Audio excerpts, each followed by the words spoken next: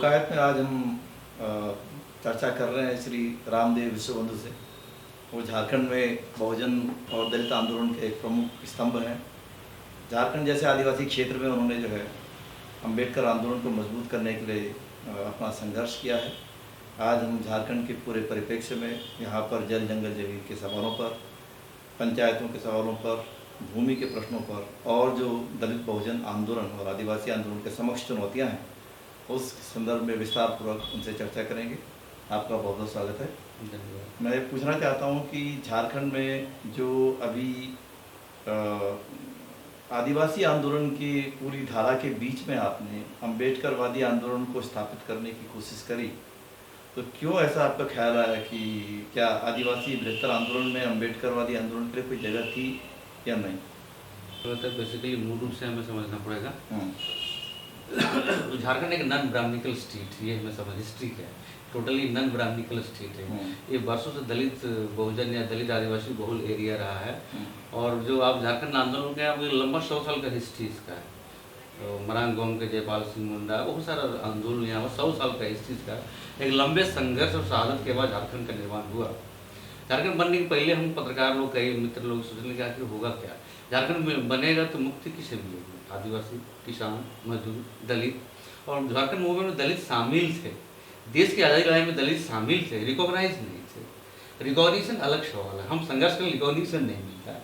तो हम लोगों ने कहा कि आदिवासी तो बहुल राज है, इसमें कोई शक नहीं। आदिवासी से दलित भी आज़ादी लड़ाई में संघर्षशील थे और आज झारखंड आंदोलन में शामिल है। इसके बड़े सवाल थे, छुआछूत के सवाल थे, जमीन के सवाल थे, शिक्षा के सवाल थे, डिस्प्लेसमेंट के सवाल थे, बहुत सारे सवाल थे। लेकिन इन सारे सवालों को करीब करीब दब ही गया था। झारखंड के बाहर लोग समझते हैं ट्राइबल मूवमेंट है, झारखंड मूवमेंट ट्राइबल मूवमेंट, लेकिन ये बात आधा सच है, पूरा सच नहीं। दलित भी थे, लेकिन दलित के इश्यू वो आ नहीं रहे थे, छुआछूत के सवाल थे। दलित और आदिवासी में थोड़ा फर्क है। आदिवासी बात करेंगे झारखंड में जल जंगल जमीन, ये बड़े सवाल हैं। दलित सवाल तो नौकरी आ जाती है, सर्विस आ जाता है, नौकरी आएगी है, मैंने व्हाइट कलर जॉब आना चाहिए, रिजर्वेशन का बात आ जाता है। आदिवासी नहीं, आदिवासी जल्दी नौकरी के लिए धरना नहीं दे रहा है। दलितों को जमीन की जरूरत नहीं है, जरूरत है। झारखंड के संदर्भ में दलितों को काफ़ी जमीन जरूरत है। और जब से यहाँ CNT एक्ट लागू है, यह भी गलत प्रचारित कर दिया गया कि CNT एक्ट में आदिवासियों के लिए, दलितों के लिए नहीं, जबकि झूठ बात है। आदिवासियों के लिए जिस तरह से रक्षा की बात CNT करता है, उससे शेड्यूल कास्ट की और OBC, कुछ OBC जमीनों की रक्षा की बात करता है, लेकिन ये उतना एग्रेसिव नहीं है जितना आदिवासी एग्रेसिव है। क्या कारण है कि यहाँ पर दलित आंदोलन जो है उतना एग्रेसिव नहीं है जैसे होना चाहिए था? सपोज कीजिए कि बिहार के अंडर में झारखंड था, जब डिवाइडेड नहीं था, तो बिहार में जो था पिछड़ी जातियों का आंदोलन बहुत मजबूत हुआ। 1975 में जो है जयप्रकाश का आंदोलन भी चला। तो क्या जयप्रकाश का आंदोलन या उसके बाद मंडल के आंदोलन की हवा जो है झारखंड में आई या नहीं आई? आई थी। जब हम लोग अनडिवाइडेड बिहार में थे, जेपी आंदोलन का प्रभाव पड़ा और जब पिछड़े वर्गों का उभार हुआ तो कर्पूरी ठाकुर के समय में, उस समय यहाँ हवा आई थी। अनडिवाइडेड बिहार में थे, यहाँ के लाची यूनिवर्सिटी के छात्र लोग भी रिजर्वेशन की बात करने लगे थे।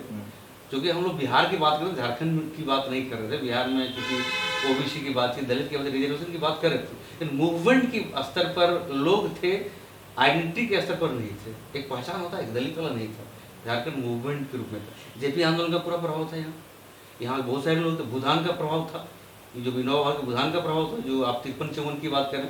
21 लाख हेक्टेयर में 14 लाख तो झारखंडी लोगों ने ही दिया, 7 लाख हेक्टेयर ही बिहार के लोगों ने दिया। तो आप देखिए इसकी बहुत बड़ी भागीदारी है, जेपी आंदोलन भागीदारी है, भूदान वाला भागीदारी है, लेकिन उस तरह से रिकॉग्निजेशन या लिखा पढ़ा नहीं गया है। भूदान की बात की, जेपी आंदोलन सारे लोग थे। और दलित के सवाल हम लोगों ने इसलिए क्या है कि दलित है, बाबा साहब अम्बेडकर भी है और झारखंड के सपोर्ट थे। हम लोग बताया कि झारखंड के बड़े सपोर्ट डॉक्टर BR अम्बेडकर थे। थॉट्स ऑन लिंग्विस्टिक प्रॉब्लम जो किताब लिखी थी, उसमें जो writing speech number 1 page number 182 and 3 में अम्बेडकर नक्शे बना दी थी। यूपी को 3 भागों बांटो, उत्तर प्रदेश 3 भागों बांटो, उड़ीसा को 2 भाग, बिहार को 2 भाग बांट दो। उत्तर बिहार की राजधानी पटना होगा, दक्षिण बिहार की राजधानी रांची होगा। मैप बना दिया था डॉक्टर BR अम्बेडकर। उन्होंने कहा था कि छोटे राज्यों का निर्माण होना चाहिए, छोटे जोत के किसान होने चाहिए। अरे झारखंड का दौरा किया था उन्होंने 43-44 में, जब लेबर मेंबर थे उस समय आए थे, बाकी फिर टाइम नहीं मिला, लेकिन 51 में आए थे। तो लेकिन एक बात जो है, कई बार कई आदिवासी जो चिंतक हैं, विचारक हैं या एक्टिविस्ट कह दीजिए, वो ये आरोप लगाते हैं कि अम्बेडकर जो थे वो उन्होंने आदिवासियों के प्रश्नों पे नहीं बोला या वो आदिवासियों के समर्थक नहीं थे, ये बात भी बहुत झारखंड में फैलाई जा रही है। तो ये क्या? नहीं, ये बेसलेस है, टोटली बेसलेस है। और जिस यहाँ आदिवासी बात कर रहे हैं, पूरे देश में कमेटी बनी थी, जो संविधान बना था उसमें कई कमेटियाँ थी, अल्पसंख्यक आदिवासी थे, कई मुद्दों पर राइट, ह्यूमन राइट, मौलिक अधिकार, कई कमेटियाँ थी, आदिवासी राइट पर भी कई कमेटियाँ थी। उस कमेटियों ने माना, पूरे भारत में दो डिवाइड था, एक था पार्शली एक्सक्लूडेड, एक आंशिक रूप से अपवर्जित क्षेत्र था, एक आंशिक रूप से और कम आंशिक रूप से, दो डिवाइड। और ये 1874 चल रहा है, जो आप देख रहे हैं संविधान में 5वीं अनुसूची से अम्बेडकर ने हूबहू डाला है, कहा कि अब हम अलग अलग नहीं कर रहे हैं, पार्शली इंक्लूडेड और जो अलग तरह से अपवर्जित क्षेत्र था जो, अब ने एक ही रहा। अम्बेडकर ने कहा कि अब दोनों को एक कर दे रहे हैं। अंग्रेजों ने दो तरह क्षेत्र बना दिया था, जहाँ अनगवर्नेबल बना कि गरीब आदिवासी पिछड़े क्षेत्र को हम शासन ठीक से नहीं कर पाएंगे, उसके आधार पर ही होगा, जो उसका परंपरागत शासन व्यवस्था था, ट्रेडिशनल था, उसी तरह से 5वीं 6वीं अनुसूची था, लेकिन वो अनुसूची के नाम से वो था 1874 में एक शेड्यूल डिस्ट्रिक्ट एक्ट बना था, 1874 से चल रहा है मामला। अम्बेडकर ने कहा हूबहू उसको रख दिया, कोई छेड़छाड़ नहीं हुआ। उसमें खाली डॉक्टर अम्बेडकर को क्यों दोष है? वो तो कॉन्स्टिट्यूएंट असेंबली थी, असेंबली थी, अम्बेडकर का दोष नहीं है। तो उसमें हम ये क्यों बोल रहे कि उन्होंने रखा? इसमें तो पूरी असेंबली और आदिवासी भी प्रतिनिधि इसमें थे, जयपाल सिंह मुंडा भी इसमें थे, सब कमेटियां थी। उन्होंने कहा कि नहीं, अम्बेडकर ने अपने भाषण में कहा है कि अब शेड्यूल वगैरह नहीं रहेगा, 5वीं 6वीं अनुसूची आदिवासियों के लिए रिजर्व है, स्पष्ट अम्बेडकर ने पार्लियामेंट में, इस संविधान सभा में कहा था। अब कई तरह का मीन मैथ लोग निकालते हैं, तो लेकिन बहुत सारे लोग ये बोलते हैं कि शेड्यूल्ड कास्ट की तरह शेड्यूल्ड ट्राइब नहीं है। शेड्यूल्ड ट्राइब मैंने आदिवासी उनको बोला जाना चाहिए था कि इंडिजिनस पीपल का जो कॉन्सेप्ट है वो आदिवासियों से जुड़ा हुआ है, और आदिवासियों को इंडिजिनस पीपल ना मान करके भारत सरकार ने उनके साथ बहुत बड़ा अन्याय किया। ये एक बात बहुत बड़ी आ रही है झारखंड के अंदर और अन्य आदिवासियों में भी। ये बात सच है। देखिए, शेड्यूल का मतलब सूची होता है, शेड्यूल कास्ट एक सूची बनाई गई थी, और ये जो जाति वाला विन्यास है 1911 से शुरू होता है। जो सेंसस कमीशन ये गैप था, उसने 10 फॉर्मूले बनाए थे, जाति किसमें रखे किसमें रखे, 10 फॉर्मूले, ब्राह्मण को थर्मोमीटर रखा था, कौन किसके यहाँ जा पाएगा, कच्चा खाएगा पक्का खाएगा, ये फॉर्मूला इसका था। तो जितना दूरी था उसी को शेड्यूल बनाया था। दूसरा बना 1928 में साइमन कमीशन के समय, इसे एक सूची बनाया गया था, इतनी इतनी जातियाँ उससे दूर रहती हैं। पर सवाल है कि आदिवासियों के तो अपने बिल्कुल कल्चर, अपने ट्रेडिशन डिफरेंट है, तो उनको ब्राह्मण के हिसाब से क्यों फिक्स करके उसको अलग रखा गया? वो अलग, वो इसीलिए कह रहे थे कि हमको शेड्यूल्ड क्यों बनाया गया, हमको इंडिजिनस पीपल क्यों नहीं डिक्लेयर कौन करेगा? उसको फुर्सत किसी को था? यदि जयपाल सिंह मुंडा ने कई सवाल उठाए, संविधान पर ही सवाल उठा दिया कि आपका संविधान मेरे काम का कहाँ, आपका झंडा आपका संविधान है, रंगहीन होगा आपका विकास। इस विकास के मॉडल की बात कर रहे हैं, मरांग गोम के जयपाल सिंह ने लंबी लड़ाई लड़ी आदिवासियों के राइट की। लेकिन क्या ये नहीं लगता कि आज जो है, और क्योंकि कैप्टन जयपाल सिंह मुंडा जो संविधान सभा के सदस्य थे और बहुत प्रोमिनेंट मेंबर थे, और मतलब एक प्रकार से ऐसा नहीं था कि वो ऑक्सफोर्ड से पढ़ के आए थे, ऑक्सफोर्ड यूनिवर्सिटी के बहुत इम्पोर्टेंट मेंबर थे, मेरे स्टूडेंट थे। और उनका दूसरा साइड ऑफ द स्टोरी ये भी है कि भारतीय जो हॉकी टीम थी, Olympic gold medalist team, first Olympic hockey team जिसने स्वर्ण पदक प्राप्त किया, उसके वो कैप्टन भी थे। तो इतना बड़ा आदमी जो है, और स्वतंत्रता के बाद उस आदमी को उतना रिकग्निशन नहीं मिला, उतना पहचान भारतीय गणराज्य ने नहीं दिया जितना उसको मिलना चाहिए। ये भी एक आदिवासी शिकायत है। शिकायत होनी चाहिए। पूरा वर्णवादी मीडिया है, गरीब दलित आदिवासियों के सवाल उठते कहाँ हैं? उसके जो हीरो हैं उसको दबाया जाता है। कई सारे हीरो छत्तीसगढ़ में, गुरु घासीदास का आंदोलन आप जाके देखिए, गांधी जी का स्वराज वाला जो विदेशी कपड़ा व्यापार, उससे बहुत पहले विदेशी कपड़े का विरोध किया था गुरु घासीदास यूनिवर्सिटी उनके नाम से।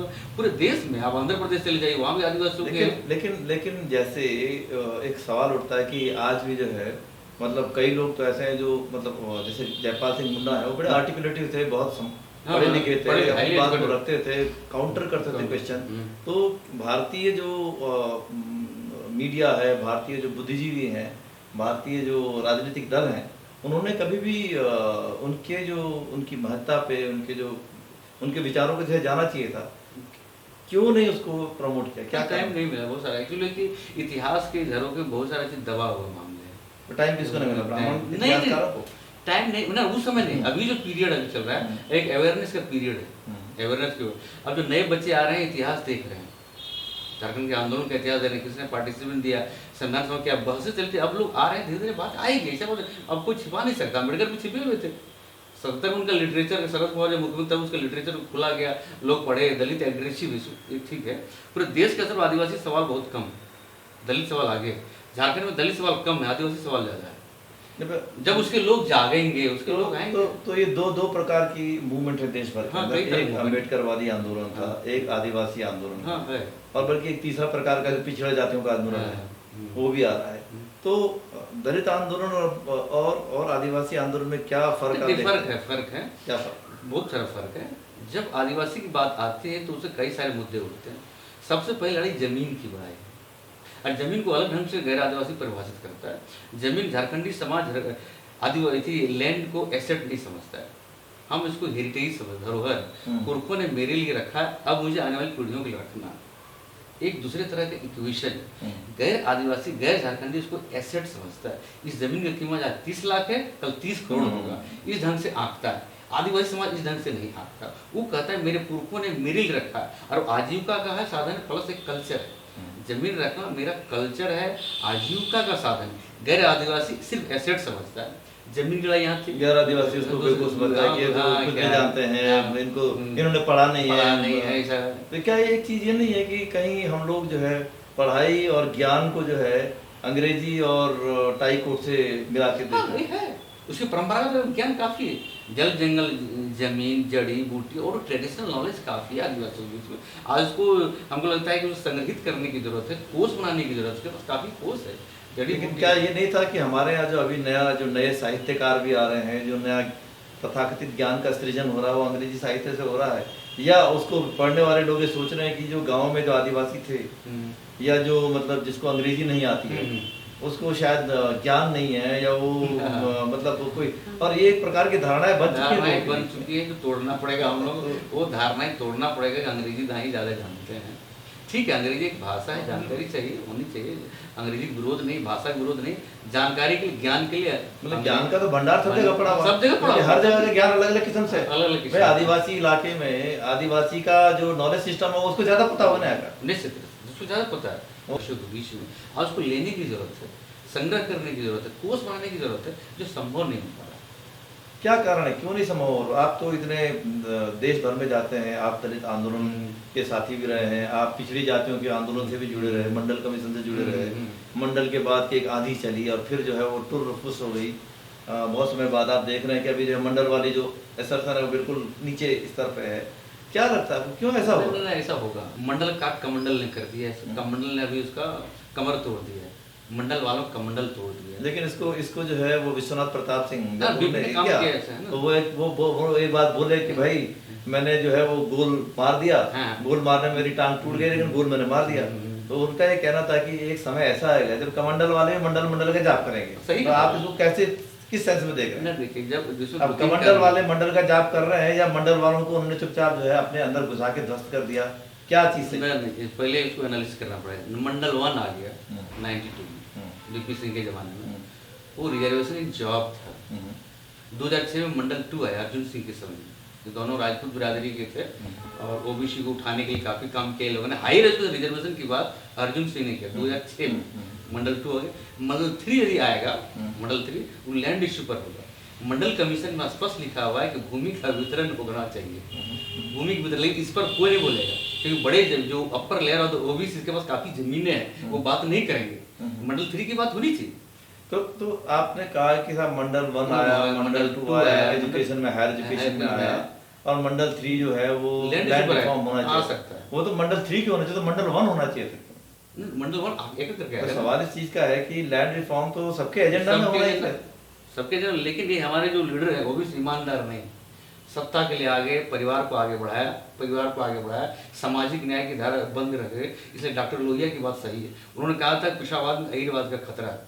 अब यूपी में देखिए क्या हो रहा है, जादववाद में नहीं परिवारवाद में समर्थ किया है, यहाँ में पिछड़ावाद है, बिहार में पिछड़ावाद में अहीरवाद का खतरा है। अति पिछड़ा दलित और माइनॉरिटी यहाँ पीसा जा रहा है सामाजिक न्याय के नाम पर 25 साल तक।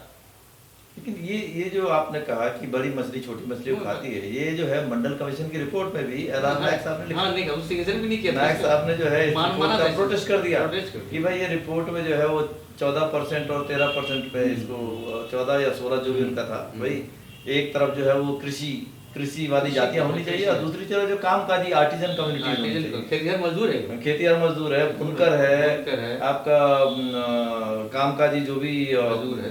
वो है, कुम्हार है, कुम्हार इस है, प्रकार लोहार की है, लोहार है, तांती, बढ़ई है। इस कटवा है, प्रकार की तार, जातियों के लिए, चंद्रवंशी, कई जाति छोटी इस छोटी प्रकार की जातियों के लिए व्यवस्था कैसे होगी, क्योंकि ये तो अति पिछड़ी जातियां हैं अति पीड़ित जाते हैं। और इनके पास न जमीन है न कुछ है। कुछ नहीं। तो उनका वो कहना जो था कि भाई बड़ी मच्छी छोटे मच्छी को, यही बोल कि नायक साहब ने भी बोला। और सही बात। दुर्भाग्य की बात है कि मंडल नाम से सब घुमाते हैं, लेकिन मंडल एक बहुत बड़ा शोध ग्रंथ है। और हम तो हर एक को बोलते हैं कि मंडल को पढ़ना पढ़िए, चाहिए। क्योंकि अगर आपको पूरे देश की जातीय समीकरण को समझना है तो मंडल को पढ़ना चाहिए। वैसी बकवास रिपोर्ट ने नहीं। बहुत काम की है और बहुत समझदारी की है, और उसका जो डिसेंटिंग नोट है एल आर नायक का, वो भी पढ़ना चाहिए। निश्चित रूप से। और मंडल की सबसे बड़ी विशेषता ये है कि उसने पूरे देश का दौरा किया टीम ने, और भेदभाव किसी के साथ नहीं किया। वो सामाजिक आर्थिक आधार पर का, जिन लोगों ने कहा था यहाँ गुजरात में मैं बघेल राजपूत हूँ, छत्तीसगढ़ में जिसने कहा बघेल राजपूत, उसके घर जाके स्थिति देखी, उसको ओबीसी में डाला मंडल ने, ताकि यार तुम राजपूत कहते हो लेकिन आर्थिक सामाजिक स्थिति अच्छी तेरी नहीं है, इसलिए उसको मंडल कमीशन ने डाला कि तो मेरे पास आ जाओ।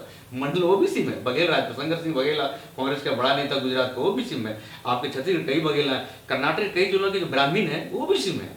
सामाजिक आर्थिक स्थिति पे economic and socially socio economic था, ये socio economic on the base caste नहीं था, सोशियो इकोनॉमिक एजेंडे पर मंडल कमीशन की टीम ने दौरा किया था। लेकिन क्या ये नहीं लगता कि जो मंडल के बाद जो एक अस्मिताओं का दौर आया, अस्मिता की राजनीति मेरी, तो बाकी सारे सवाल गौण हो गए।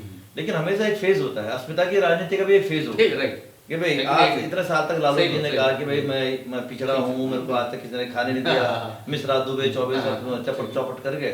तो उसके काउंटर में कैसी पॉलिटिक्स होनी चाहिए थी कि तुमने 50 रुपए चौपट किया तो मैं 100 रुपए चौपट करूंगा, सही बात है। या मैं तुमसे बेटर एक ऑल्टरनेटिव दूंगा। क्या ये रहा कि जो हमारे जो मंडल के बाद की जो ताकतें आई सत्ता में, वे जो है एक बेहतरीन विकल्प देने में नाकामयाब। इसके दो कारण थे। पहला कारण, इसने जो मंडल कमीशन लक्ष्य था सामाजिक न्याय और था कि जाति के जहर को कम करना, कम नहीं किया इसने, पहला काम किया। जाति टूटा नहीं है, लूज हुआ है, और बढ़ेगा लूज थोड़ा सा हुआ है, लेकिन ये जाति वाला जहर दूसरा अल्टरनेटिव नहीं बना, पॉलिटिकल अल्टरनेटिव बनाने की कभी कोशिश नहीं किया। ये लोगों ने जेपी का नाम लिया, लोहिया के लिए, अभी कुछ दिन से बाबा साहब का नाम ले रहा है दलित वोट के लिए। ये सब वोट पॉलिटिक्स है ना, अम्बेडकर को दिल से मानते हैं, लोहिया को दिल से मानते हैं, किसी को दिल से नहीं मानते।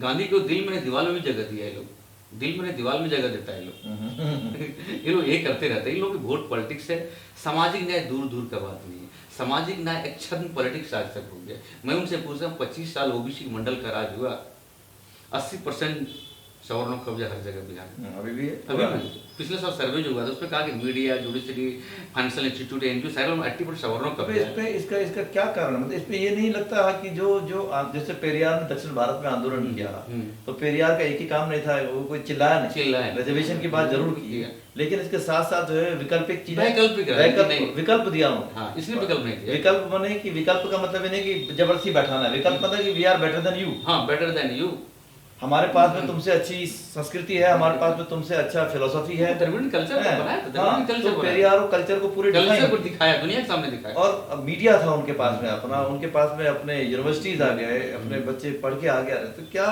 ये उत्तर भारत के जो पिछड़ी जाति के नेता हैं, इन्होंने जो है इंटेलेक्ट को डिलिबरेटली जो है इग्नोर किया कि इंटेलेक्चुअल हमारे सामने नहीं आने चाहिए, तुम दूर भागो, तुम्हारी कोई जरूरत नहीं, और ये अब उनके लिए भारी पड़ रहा है। आप सही कह रहे हैं। युवा की जो मध्य मार्ग की पार्टियां हैं, मध्य मार्ग की मैं कहता हूँ आरजेडी को, जदयू को, बसपा को, सपा भी, हाँ सपा भी, ये सारी मध्य मार्ग की पार्टियां, दलित पिछड़ों की पार्टियां, ये लोग बुद्धिजीवियों से डरते हैं। इसमें बीजेपी एक नंबर है, बुद्धिजीवियों को राज्यसभा भेजती है, अपने कई मेंबर बना देती है।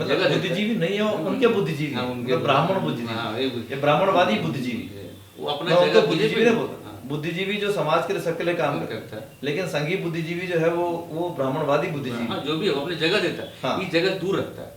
आप देखिए कई मध्य मार्ग की पार्टियों में पढ़े लिखे कई हाईली इंटेलेक्चुअल दलित है, किसी को राज्यसभा में माया बहन जी ने भेजेगी, उसको दूर ही रखती है। तो ये थोड़ा सा एक कहते हैं कि अभाव है। दूर भी रखेंगे तो ऐसे बुद्धिजीवी लाएगा ब्राह्मणवादी, हाँ ब्राह्मणवादी, हाँ ये में भी क्यों नहीं हो सकता है। लोग वैकल्पिक राजनीति नहीं किया, जाति की राजनीति किया और अगड़ा पिछड़ा करके वोट लिया इसमें। लेकिन अभी जब प्रशासन में भागीदारी की बात आती है तो इनको भी झा जी चाहिए, चतुर्वेदी जी चाहिए, नहीं तो सेक्रेटरी वही रहते हैं, पाठक जी चाहिए, सेक्रेटरी वही रहते हैं, है ना। वो जब सर प्रशासन रहना बना नहीं, झाजी सेक्रेटरी डजंट मैटर, लेकिन सवाल है कि और दूसरे लोगों की भागीदारी दीजिए। भाई तो डजन मैटर का होता है, जब आपके आईएएस अफसर जब बनाओगे तभी तो हाँ, आएंगे, होता है। आप उनको साइडलाइन करते हो अपने। ना उसके लिए एजुकेशन भी देना चाहिए, वहां पर तो बुनियाद शुरुआत नहीं किया ना, एजुकेशन शुरुआत नहीं किया, वकील बनेगा तब जज बनेगा। तो क्या ये बात सही है कि हमारे जो अभी भी दलित बहुजन आंदोलन में या जो युवा हमारा आ रहा है बाहर, अभी पढ़ रहा है, वो जो है उसका फोकस जो है वो सरकारी नौकरी ज्यादा है, वो लॉयर नहीं बनना चाह रहा है, या वो जो है मीडिया में नहीं जा। एक शिकायत लोग अक्सर करते हैं कि भाई मीडिया में जो है वो दलित बहुजन क्यों नहीं है। क्यों नहीं, सवाल है। मतलब एक बात तो सही है कि उनके साथ में अन्याय है, बिल्कुल बात है, लेकिन ये भी बात सही है कि कितने लोगों का जो आइडियल जो है वो मीडिया में जाने का है, कितने लोगों का आदर्श है कि मैं अखबार में जाऊंगा, क्योंकि आजकल तो पहले लोग हमेशा अखबार को बड़ी नौकरी के तौर पे देखते बड़ी हैं, नौकरी। लेकिन अभी एक सर्वे आया कि एक एवरेज पत्रकार जो है 3-4 हजार रुपए भी तनख्वाह नहीं पाता। तो नहीं उस पता। एवरेज पत्रकार को बनने के लिए कौन तैयार है आज की डेट में? तैयारी दिखते हैं उसकी, अपनी दिखते भी है, और कुछ आगे भी निकलने सपोर्ट नहीं मिलता है, कई तरह दिखते हैं उसके हैं, आर्थिक सामाजिक दिखते हैं, कुछ कल्चरल कुछ दिखते हैं, और फिर तो होता है कि कहीं जाता है तो जगह स्पेस नहीं मिलता है, क्योंकि हम लोग सीधे सीधे मीडिया बोलते हैं, मीडिया किसका मीडिया है, बड़े लोगों का मीडिया, कॉर्पोरेट मीडिया है, इन लोगों को पूछा मीडिया में जैसे अब आप आ गए, आपको बाई रांची में आपको किसी अखबार ने रख लिया, तो आप विशेषज्ञ हैं दलित पिछड़े आंदोलन में, वो बोलेंगे जी आप जाके फलाने मंत्री जी का वो पूजा पाठ करने कहीं गए थे, उसका रिपोर्टिंग हाँ, वो करेगा, हम करते हैं। आज बाबा रामदेव आए हैं, उनका कवर कीजिए। कवर कीजिए, और कवर में आपने अगर आलोचना कर दी तो बोलेगा ये छपेगा नहीं भाई, नहीं छपेगा, नहीं आपको आलोचना नहीं करने जैसा बताया वो रिपोर्ट कीजिए, उस टाइप। उस टाइप का। तो समझौता करके लोग रह रहे हैं, बहुत सारे लोग समझौता कर रहे हैं अभी, बड़े इलेक्ट्रॉनिक मीडिया, प्रिंट मीडिया में कौन लोग, किनके अखबार, बड़े बड़े लोगों का कॉर्पोरेट है। हाँ, ये चीज़ आप बड़ी मैंने हमको लगता है सोचने की जरूरत है। साउथ नॉर्थ में डिवीजन बड़ा अच्छा है। नॉर्थ में जो हिंदूवादी हैं, पिछड़ी जाती हैं, भले हैं कहने को ओबीसी, वोट के लिए ओबीसी, अदरवाइज सब हिंदूवादी हैं, ब्राह्मणवादी लोग हैं। और इन लोगों को अभी काशीराम ने शुरुआत की थी मीडिया सेंटर में, फेल हो गए, 5 करोड़ रुपये उन्होंने खर्च किया लेकिन फेल हो गए, सक्सेस नहीं कर पाए। दक्षिण में थोड़ा अलग है, तो द्रविडियन लोगों ने अपना मीडिया नेशनल चैनल पर भरोसा नहीं किया है, लोगों ने अपना चैनल, आप देखिए आपका करुणानिधि का, कहीं वो जगमोहन रेड्डी का, सबका कलाईगिरी वाला साक्षी टीवी, अपना टीवी चलाया है इन लोगों ने, अपना टीवी अपना समझता है, वो जानता है जो नॉर्थ इंडिया की मीडिया है ये हिंदू पट्टी इंडिया है इसका, दिल्ली वाले देख रहे हैं हिंदी पट्टी इसका इंडिया है, ये दक्षिण वाले कवर नहीं करेगा, रीजनल बैलेंस के पास है नहीं, उस पर विश्वास नहीं किया, अपना चैनल शुरू किया। क्या इस तरह के उत्तर भारत के पैसे वाले पिछड़ों ने अखबार शुरू किया, अखबार भी शुरू नहीं किया लोगों ने, ना टीवी, अखबार नहीं करते थे। बात क्या होती है कि हम लोग मुख्य पत्र चलाते हैं, मुख्य पत्र जो चलाते हैं तो मुख्य पत्र चला करके जो है वो आप पब्लिक नहीं आपको सुनेगी ना, लोग आपका प्रवचन नहीं सुनना चाहते हैं। पब्लिक के लिए अखबार में जो है बहुत सारी चीजें चाहिए, इन्फॉर्मेशन चाहिए, हर प्रकार की चीजें चाहिए। और यहाँ जो दो हर एक अखबार ऐसा नहीं है कि उत्तर भारत में कोई कमी है, कमी नहीं, उत्तर भारत के हर एक नेता का एक मुख्य पत्र है अपना, और वो मुख्य पत्र से ज्यादा नहीं बन पाया, वो मुख पत्र से ज्यादा नहीं बन पाए। तो जानता भी जैसे हमारे मित्र वीटी राजशेखर बोलते थे कि मैं बहुत कोशिश किया कि भाई उत्तर भारत के बहुजन आंदोलन के लिए एक चले, और राजशेखर तो चला सकते थे क्योंकि उनके अंदर तो वोकेबुलरी है, उनके अंदर दिमाग था, उनके अंदर ब्राह्मणवादी जो कूटनीति है उसको काउंटर करने का उनका हर शब्द था, लेकिन उनको किसी ने सपोर्ट नहीं, कोई सपोर्ट नहीं किया लोगों ने, क्योंकि वो खुल करके बोलने वाला आदमी तो खराब को खराब बोल देगा। और यहाँ तो सबको जय जयकार वाला चीज, गुलाम चाहिए तो मतलब हर एक को गुलाम चाहिए, चाहे वो एसमैन चाहिए, एसमैन, आपको एसमैन चाहिए, जिंदाबाद करने नेताओं को जिंदाबाद करने वाला आदमी चाहिए। तो जिंदाबाद करने वाली की जो प्रवृत्ति है उसने क्या दलित बहुजन आंदोलन को, मतलब वो ब्राह्मणवादी आंदोलन में तो है ही है, लेकिन ब्राह्मणवादी आंदोलन में खास बात है कि पैसा नहीं मिलेगा तो छोड़ के चला जाएगा, वो अटल बिहारी या मोदी को उतने दिन तक ही रखेगा जब तक उसका काम चलेगा, नहीं चलेगा। लेकिन हम जो है नेताओं के न होने से असहाय हो जाते हैं, ऐसा नहीं है एक मेंटलिटी, हम किसी जाति को देखते हैं दिल्ली में, वो मेरी जाति का एक संतुष्टि होता है, आत्मसंतुष्टि, झूठी आत्मसंतुष्टि, झूठी आत्मसंतुष्टि तो मेरी जात का है, मेरी जात का, इसी में बह जाते हैं हम, उसी वोट देते, हम उससे कभी मिल नहीं पाएंगे जिंदगी में, कभी मिल नहीं पाएंगे, लेकिन हमें झूठी आत्मसंतुष्टि होती है कि मेरी जात का, मेरी जात का राष्ट्रपति बन गया, मेरी जात का मुख्यमंत्री बन गया।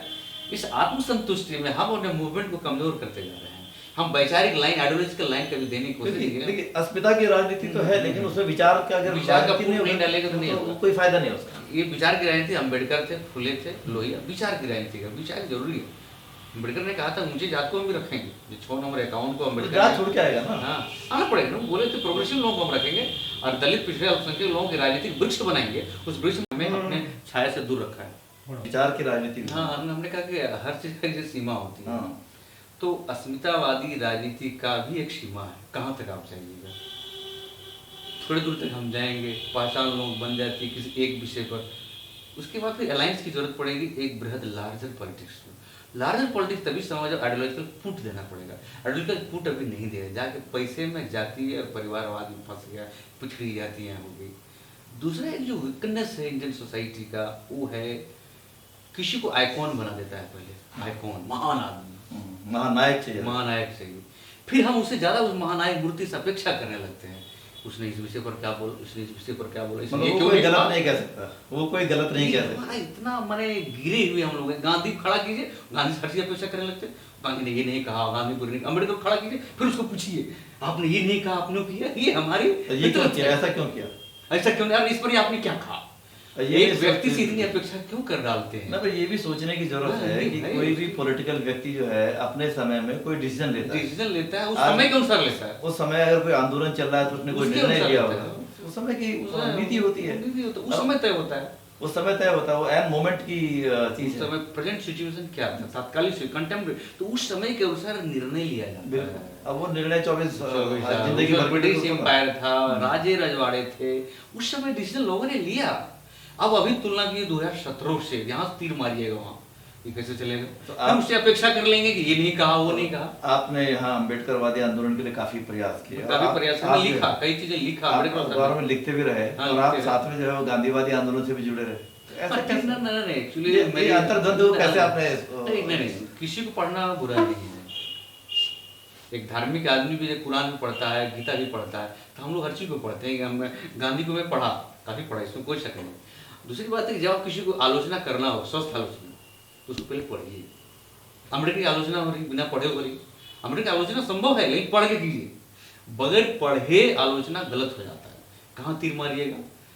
लंदन में एक library, doctor B.R. Ambedkar, Ambedkar साहब बड़ा किताब पढ़ रहे थे, एक लाइब्रेरी ने किताब डाल दिया उसके टेबल पर।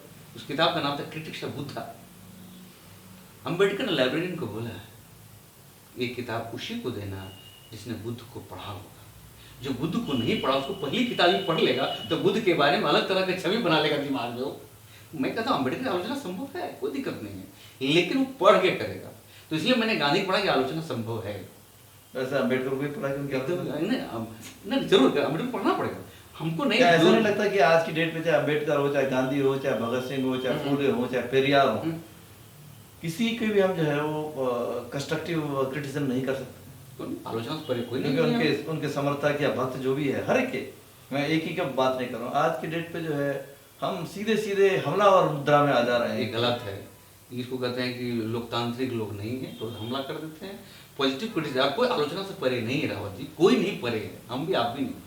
स्वस्थ आलोचना संभव है। हम तो बहुत छोटे लोग हैं, मतलब किसी का भी, हम लोग मन नहीं, जो लोग हैं आलोचना से परे कोई नहीं आलोचना की, लेकिन पॉजिटिव क्रिटिसिज्म ऑलवेज वेलकम होना चाहिए। पॉजिटिव क्रिटिसिज्म तो ये लाइन कैसे खींचेंगे, कौन सी पॉजिटिव है कौन सी नहीं? नहीं, वो ये कैसे समय काल, खींचेंगे? जो समय काल परिस्थिति है। आप आलोचनाओं को तो रोक नहीं सकते, नहीं, आलोचना कोई रोक पाएगा, चाहे वो पॉजिटिव है या नेगेटिव, आप रोक नहीं सकते। हाँ, रोक नहीं सकते। आलोचना होगी, लेकिन कब आलोचना होगी? लेकिन आलोचनाओं को इग्नोर करना भी सीखना चाहिए।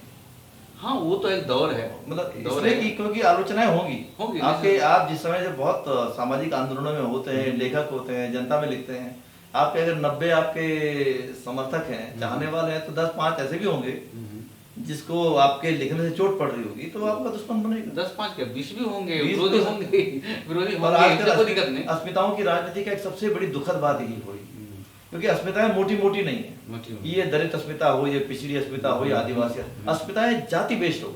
ये गलत है। अब एक अस्मिता दूसरे को ये सोच के कर रही है कि मैं इससे बड़ा हूँ, ये गलत है, कोई बड़ा नहीं। ये जाति की अस्मिता मैंने इतना इतना जातीय उपजातीय सम्मेलन सम्मेलन। प्रदेश, इस पे हम लोग का कोई बहुत विशेष रिएक्शन नहीं आता। जो हमारे बुद्धिजीवी तबका भी है वो भी उस पर रिएक्ट नहीं करता। वोट पॉलिटिक्स चल दब जाता है, सबको वोट पॉलिटिक्स से चलते हैं। वोट नेताओं को वोट है, सब जाति उसको वोट। लेकिन बुद्धिजीवी क्यों वोट पॉलिटिक्स? बुद्धिजीवी हाँ, को तो बुद्धिजीवी कुछ बोलने का, हाँ, बुद्धिजीवी बोल सकता है, बुद्धिजीवी को बोलने का हक है। क्या हमारे समाज के अंदर, क्या मतलब हमारे समाज में, पूरे भारतीय समाज के कॉन्टेक्स्ट में बोल रहा हूँ, कोई दलित पिछड़े की नहीं, बात हाँ, नहीं, सबकी बात हाँ। क्या ये है कि बौद्धिकता का हमारे यहाँ सम्मान है। बौद्धिकता में सही उस सेंस में बोल रहा हूँ, जो डॉक्टर अम्बेडकर ने बोला था कि वी नीड वोल्टायर, वोल्टायर से हमको वोल्टायर चाहिए, मैंने निंदक नियरे राखी। हाँ, सही बात है। लेकिन हम तो एक छोटी सी क्रिटिसिज्म में जो है इतने आग बबूला हो जाते बबूला हैं जाते हैं, गलत है, कि गलत। उसको दुश्मन बना बैठते हैं। तो क्या हमारा पूरा समाज जो है वो इतना सड़ा गला है निश्चित रूप से कि जो है बौद्धिकता की कदर नहीं करता। बुद्धिकता वाले तो भीख मांग रहे हैं इस देश के अंदर। केवल भीख मांग रहे हैं। हाँ सही बात है।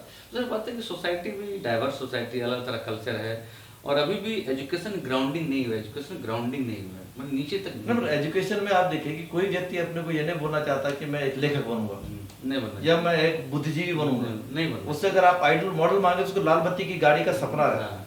यानी कि लोग जो है डॉक्टर भी बनते हैं, आईआईटी में जाते हैं, लेकिन अंत में उनके दिमाग में आता है कि आईआईटी की पढ़ाई छोड़ के फिर मैं सिविल सर्विस में जाना चाहता हूँ। व्हाइट कॉलर जॉब का एक अलग तरह का एक दिमाग में है मतलब कि हमको शासन करना है, शासन करना, शासक बनना है। शासक बनना। ये शासक बनने की जो पूरी पॉलिटिक्स है यही खतरा नहीं है। निश्चित रूप से इसमें है कि देखिए बनना चाहिए। अब ये आपको मैंने क्या कहते हैं electrical engineer, mechanical engineer, social engineer नहीं बनता है। सोशल इंजीनियर भी बनने की जरूरत है, समाज को होना चाहते हैं। अब सोशल साइंटिस्ट हो तो प्रोफेसर लोग होते हैं, लेकिन रामदेव विश्वबंधु जी को तो हम सोशल साइंटिस्ट कैसे बोलिएगा? उनके पास में यूनिवर्सिटी का प्रोफेसरशिप का सर्टिफिकेट होना चाहिए, डिग्री होना चाहिए। डिग्री तो है। मैं इसमें अम्बेडकर का एहसास था, जो स्ट्रीट मैंटिस किताब लिख रहे थे उसमें एक लाइन लिखा है, मैं लव प्रॉपर्टी नॉट लिबर्टी। उनको एहसास था कि आदमी को प्रॉपर्टी चाहिए, लिबर्टी नहीं चाहिए। मैंने लिखा है। दूसरा 1856 को भी एहसास करा दिया है कि एजुकेटेड पीपल हैव चीटेड मी, शिक्षित लोगों ने मुझे धोखा दिया है। मैं तो समझ रहा हूँ पढ़े लिखे लोग अपने समाज की भलाई करेंगे, जिस समाज में उनका जन्म हुआ है। मैं तो यहाँ देख रहा हूँ कि पेट पालन में लोग क्लर्कों की भीड़ जमा हो गई, जो पेट पालन में व्यस्त है। मेरे को एहसास हो गया था। लेकिन लोग अभी भी वैसे ही कर रहे हैं, क्लर्क की नई भीड़ तैयार कर रहे हैं, भीड़ तैयार कर रहे हैं जॉब के चलते। लेकिन एक बौद्धिकता का जो आंदोलन हमको होना चाहिए था, बदलाव का आंदोलन, बदलाव, सामाजिक परिवर्तन। क्या आपको लगता है कि जो अभी जो पूरा हो रहा है, जो बाबा साहब अम्बेडकर ने लिखा कि एनिहिलेट का, जब हम जाति का पूरा निर्मूलन करेंगे तो ब्राह्मणवाद अपना आप कोलैप्स करेगा, उसके पर टिपा हुआ है। लेकिन हम लोग जो है कोई भी जगह जाति उन्मूलन आंदोलन नहीं है। और मजबूत हो रहा है। क्यों हो रहा है? मजबूत लोग कर रहे हैं, जो आप एनिहिलेशन नहीं हो रहा है। जाति संगठन हो रहा है ना, जाति के मेले लग रहे हैं, जाति के संगठन बन रहे हैं, कई प्रदेश प्रदेश सम्मेलन हो रहा है, फलना जाति कुमार सम्मेलन, फलना सम्मेलन कर रहा है। जो पूरा बहुजन का जो कॉन्सेप्ट आज डेट पा रहा है कि 95% हम हैं। एक बात आती है कि वह मूल निवासी हैं, 95% है, हम बहुसंख्यक हैं, इसलिए ये बार बार अब जाति तोड़ने की कोशिश कर रहे हैं क्योंकि इनका फायदा नहीं है, अब हमारा फायदा है क्योंकि हमारा समाज 95% है। तो ये बात से कितना 95% सत्ता में आएगा? ये 85%, 85 है लोग, और 85 खंडों में डिवाइड है। हम तो 95 हो गए। वही लोग कहते हैं ऐसे मान लीजिए 50 मान लीजिए बिटी राजशेखर ने काशीराम को बताया, काशीराम ने पूरी दुनिया में हल्ला किया 50%। लोहिया ने कहा कि 90% ही लोग हैं। मैं तो 95 हो गया। लोहिया बोलते 90% ही लोग हैं, तभी कुछ लोग 90%। तो ये लोग क्या है कि 90 खंडों में बटे हुए हैं। प्लस खंड में तो हर एक बटा हुआ, खंड में कौन है? में सब लोग बटा हुआ है, लेकिन ये कभी मिल नहीं पाते हैं इंटरेस्ट के चलते। अपना सेल्फ इंटरेस्ट इन लोगों का ज़्यादा होता है, निजी स्वार्थ ज़्यादा हो गए। राजनीति है निजी स्वार्थ है, हम आगे बढ़े हमारे, और जो व्यापक राजनीति गोलबंदी नहीं हो पाती। व्यापक गोलबंदी पैसे रोक रहे, पैसा, जाति और जो निजी स्वार्थ इसमें हावी होगी। मतलब व्यापक गोलबंदी तब होगी जब कोई कार्यक्रम होगा ना, कार्यक्रम होगा, लेकिन उसके पहले एक आइडियोलॉजिकल कूट होगा ना, किस आधार पर, ग्राउंड क्या है, कुछ ग्राउंड दिखाइएगा ना भाई। देखिए वो एक अभी उसका हमारे एक मित्र से जिनका इंटरव्यू हमने लिया था पहले, उन्होंने कहा था कि भाई जो कोई भी जो पॉलिटिक्स है उससे पहले जो है सोशल मूवमेंट से या पॉलिटिकल मूवमेंट से पहले उसकी फिलोसफी आनी जरूरी है। दर्शन क्या सोच क्या रखे हैं, तभी तो आप किस आधार पर जब आप भीड़ इकट्ठा कर रहे हैं, भीड़ तो कहीं भी जा सकती है, अब भीड़ का कोई उद्देश्य तो होता नहीं। और भीड़ के भीड़ हमेशा ब्रेनलेस होता है। हाँ, इमोशन। मॉब लिंचिंग क्या है? आपको पूरे देश में गाय के नाम पर उत्पात, बड़े गौ आतंकवादी पैदा हो गए, नई प्रजाति पैदा हो गई गाय के नाम पर। अब गाय पॉलिटिकल एनिमल हो गया, पॉलिटिकल एनिमल हो गया, गौ प्रजाति पैदा, गौ आतंकवादी तैयार हो रहे हैं। ये मॉब लिंचिंग है, और भीड़ के पास ब्रेन नहीं है। ये जो इतने साल में जो मंडल के बाद की जो थोड़ा बदलाव आया था, उसको कमंडल ने एक प्रकार से सांस्कृतिक प्रयोग करके खत्म कर दिया ना। एक तो पहले ही था, उसका फॉर्मूला MDP रहता है, माइंड डाइवर्ट प्रोग्राम उसका रहता है। जब इन लोगों ने 16 नवंबर 92 को मंडल कमीशन का फैसला आया था, सुप्रीम कोर्ट ने दिया था, वही OBC 27% रिजर्वेशन का, विदिन 20 डेज 20 दिन के अंदर बाबरी मस्जिद को ढाया गया। और वो 6 दिसंबर बाबा साहब अम्बेडकर पुण्यतिथि के दिन, और ये लोग शौर्य दिवस मनाते हैं। मंडल का कमंडल माइंड डाइवर्ट कर दिया। ये लोग मंडल की चला, वो लोग कमंडल आ गए, माइंड लेकिन ये वही बात आती है कि जो संघ का या आरएसएस का हिंदुत्व का पूरा जो प्रयोग है उसको काउंटर करने के लिए केवल पॉलिटिकल मूवमेंट से काम नहीं चलने वाला है। केवल राजनीतिक आंदोलन करके जो पिछड़ा वर्ग राजनीतिक आंदोलन, ब्राह्मणवाद को खत्म करने के लिए जो सांस्कृतिक आंदोलन की जरूरत थी, द्रविडियन या जो अनार्य भारत की जरूरत थी, अनार्य भारत बहुत सारे लोग होते हैं, वो अनार्यों की सांस्कृतिक पहचान और सांस्कृतिक लड़ाई के लिए हमारे कोई आंदोलन क्यों नहीं हो गए? उस मजबूती से नहीं हो रहे। सारे आंदोलन दिल्ली में संसद में जाने के लिए हो रहे हैं, बस पार्लियामेंट जाने के लिए सारे आंदोलन, और पार्लियामेंट में जाने वाले सब छठ पूजा कर रहे हैं। सब कुछ दुर्गा पूजा, मतलब दुनिया भर का बात तो वैसे हमारे सामने करेगा, लेकिन जाके फिर पंडित जी पे हाथ दिखा करके और टीका लगा करके कृष्ण की वंदना करके उसके बाद हमको बोलता भरे। तो इनसे कौन सा बदलाव आने वाला है? देखिए वही बार बार फुले भी ये कर रहे थे, फुले भी यही बोल रहे थे, अम्बेडकर जब तक काउंटर नहीं होगा, आरएसएस को जान नहीं मार दीजिए, अब उसका काउंटर होएगा वैचारिक आंदोलन कैसे होगा, उसके खिलाफ में आरएसएस आगे बढ़ रहा है, इसलिए आगे बढ़ रहा है, उसने जनरेशन गैप नहीं होने दिया। कम्युनिस्टों का कैडर क्लास चलता था, वो भी बंद हो गया। काशीराम जब तक जिंदा थे, बसपा कैडर क्लास चलता था, उस देश दुनिया भर पढ़ाई होती थी, कैडर क्लास होता था, ये सब चलता है। दलित आंदोलन में तो ये चीजें अभी भी हैं, इसमें कोई शक की बात नहीं कि अम्बेडकरवादी आंदोलन में गैप हो गया है, जनरेशन गैप तो हुआ है, लेकिन वहाँ अभी भी जो है वैचारिक प्रश्नों पे, सांस्कृतिक प्रश्नों पे चर्चा भी है, बुद्धिज्म की तरफ लोग गए भी हैं, थोड़ा सी बदलाव आया, ऐसा नहीं है। तो ये इस सांस्कृतिक प्रयोग को काउंटर करने के लिए कि हमारे पास कोई व्यवस्था नहीं है। बहुत सारे थ्योरीज हैं, लोग आगे नहीं आ रहे हैं, छुटपुट में हो रहे हैं, कोई अम्बेडकरवादी अपना कर रहा है, छुटपुट कर रहा है, अम्बेडकरवादी कर रहा है, लेकिन दलितों में फिर भी बेहतर तौर पे मैं इस चीज को कह सकता हूँ कि मैं ये नहीं बोल रहा हूँ कि वो आरएसएस की तरफ नहीं जा सकते या उससे प्रभावित नहीं होते हैं, वो है, क्योंकि उसमें जो मुख्य जातियां उनको छोड़ करके नीचे जातियां उन्होंने सेंध लगाई है, क्योंकि वही वो जो डोमिनेंस का सिद्धांत आप जब हम लोग सोचते हैं कि हमको छोड़ दिया गया, वो फिर दूसरी जगह जाती है। सम्मान के जल आप बिहार में देखिए, अति पिछड़ों को मुख्य पिछड़ों ने नहीं पूछा, लालू नीतीश ने अति पिछड़ों को नहीं पूछा, तो बीजेपी को चले गए और बीजेपी ने उसको सम्मान दिया। विपक्ष का नेता प्रेम कुमार को बना दिया, अति पिछड़ा को बना दिया, तो भाई देखता हमें सम्मान चाहिए। सम्मान क्या दिया? सम्मान क्या दिया? नहीं ना, होता क्या है कि उधर सम्मान क्या है, नहीं पूछेगा तो क्या करेगा, अगर नहीं पूछे इधर चला गया, और उतनी वैचारिक रूप से तो मैं यही कह रहा हूं, नहीं इधर चले गए। देखिए वो क्या देख रहे हैं कि आपका एक एक व्यक्ति को पकड़ दे रहे हैं। अगर आज रामदेव विश्वबंधु डिसैटिस्फाइड है किसी पार्टी से, उनको पकड़ लो और बोले इनको सम्मान दीजिए, बाकी के नीचे के जड़ काट दो। रोज करता है। ये जो पूरा झारखंड में जो इनका दो तरफा आंदोलन चल रहा है, बहुत तरह का एक तो आंदोलन है कि भाई सीधे सीधे जो है वो आदिवासियों को सांस्कृतिक तौर पे हिंदुआइज करो, और दूसरी तरफ जो है उनको तो भगवान के भरोसे छोड़ दो और उनकी जमीनों को जो है वो बड़े बड़े उद्योगपतियों को सौंप, बिल्डर को दिया जा रहा है सारी चीज। तो इसके खिलाफ में आदिवासी यहाँ का कितना संगठित है, अग्रसित है इसमें, और यही कारण है कि द्रौपदी मुर्मू ने 192 आपत्तियों के साथ सीएम को उठा लिया।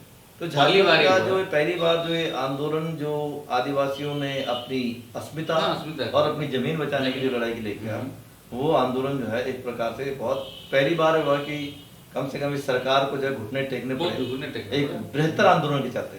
तो क्या आपको लगता है कि सरकार ने घुटने टेक दिए हैं, क्योंकि मेमोरेंडम तो यहाँ होते हैं सर, और या अभी आपको लगता है कि सरकार जो है चालाकी से जो है वो बाएं दाएं घुमा फिरा के और दूसरे तरीके निकाल करके वो जमीनें, तो क्योंकि उनको विदेशियों को सौंपना ही है दिक्कुओं।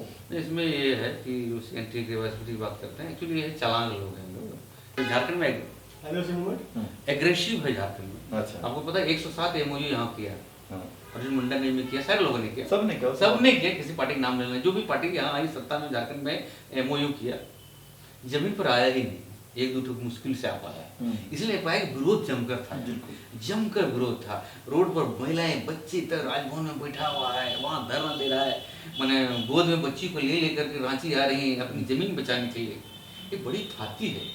अरे प्रेरणा बिरसा मुंडा है, सिद्धू कानू, बड़े स्ट्रगल्स है। ये झारखंड का सबसे बड़ा ऐतिहासिक और हीरोइक स्ट्रगल है। कोई नगड़ी का आपने देखा 2012 का जो मूवमेंट था, कुछ नहीं कर पाए लोग। जबकि सीएनटी एक्ट है, सीएनटी एक्ट में कई धाराएं हैं जो संविधान के 9वें अनुसूची में डाल दिया गया, कोर्ट को भी बोलने का अधिकार नहीं, फिर भी हाईकोर्ट 4 बार जजमेंट देता है कि खाली कोर्ट, यहाँ कोर्ट भी हमारे खिलाफ है। यहाँ सीएनटी एक्ट संविधान के 9वें अनुसूची डाल दिया गया। ये कई चीजें उड़ीसा में देखिए आप जाकर के एमओयू होते हैं और आ जाता है, कंपनी आता है, लेकिन झारखंड में रुका हुआ है, बड़ी चीज है, स्ट्रगल है। क्या ये लगता है कि जैसे हमारे 3 या 4 बड़े आदिवासी क्षेत्र हैं जो सेंट्रल इंडिया या सेंट्रल ईस्ट इंडिया में थे, एक उड़ीसा, छत्तीसगढ़ और झारखंड, और जो थोड़ा बहुत एरिया है वो आंध्र प्रदेश का या तेलंगाना का, ये चारों एरियाज में हम्म। अगर आप देखें तो जो छत्तीसगढ़, उड़ीसा और तेलंगाना या आंध्र प्रदेश में जो आदिवासियों का नेतृत्व है वो गैर आदिवासियों के हाथ में है ज्यादातर जगहों पर। ज्यादातर। जो जो बड़ा वो बड़े लोग हंगामा हैं। करने वाले लोग हैं, चाहे माओवादी बोल दीजिए, यहाँ चाहे वो मूवमेंट वादी बोल Movement दीजिए, वादी। लेकिन झारखंड एक ऐसा प्रदेश रहा है जहाँ पर जो मूवमेंट भी आदिवासियों के हाथ में। आदिवासी करते तो क्या ये मैं समझूं कि जहाँ नेतृत्व आदिवासियों के हाथ में वहाँ सफलता ज्यादा मिली, और जहाँ ये नेतृत्व गैर आदिवासियों के हाथ में है वहाँ सफलता मिलने के चांस कम है। झारखंड के संदर्भ में यहाँ नहीं, झारखंड में तो आदिवासियों के हाथ आदिवासी में, का ही नेतृत्व लेकिन छत्तीसगढ़ में तो आदिवासियों के हाथ में नहीं। नहीं, छत्तीसगढ़ में माओइस्ट मूवमेंट तो आदिवासियों के हाथ में नहीं। नहीं, और यहाँ भी नहीं। आदिवासी वहाँ तो भी उनके नहीं, यहाँ- बेलगाम मतलब बेलगाम उनके हो गए। मतलब आदिवासी तो उनके हम्म। नीचे से जाने वाले हैं, नीचे से, लेकिन मेन नेतृत्व तो जो बोला जाता है गैर वो आदिवासी से। वो तो तेलंगाना से आए हुए लोग हाँ, हैं, आंध्र के लोग, इम्पोर्टेड लोग हैं। हाँ, Export- माओवादी पर निकल नहीं है। सबसे पहले यहाँ चतरा फ्री हुआ था, यहाँ चतरा दूसरे भी आदिवासी नहीं थे, गंजू लोग थे वहाँ, दलित लोग वहाँ थे, ज़्यादा दलित हैं। कुछ पकड़े गए, कुछ जेल गए, कुछ मारे गए, तो एमपी भी बन गया, कामसर बैठा एमपी जेएमएम से बन गया था वो, बड़ा माओवादी था, क्या नहीं था वो। तो ये जो पूरा झारखंड के अगर परिप्रेक्ष्य में हम बोलें तो आदिवासियों और दलितों के बीच में क्या अंतर्द्वंद है? पॉलिटिकली रूप से तो कुछ कुछ है, पार्टीगत है, अदरवाइज आप समीकरण में जो हिस्टोरी बताता है ये लोग ऑफसूट उसी का है, आदिवासी का ऑफसूट है उसी का है।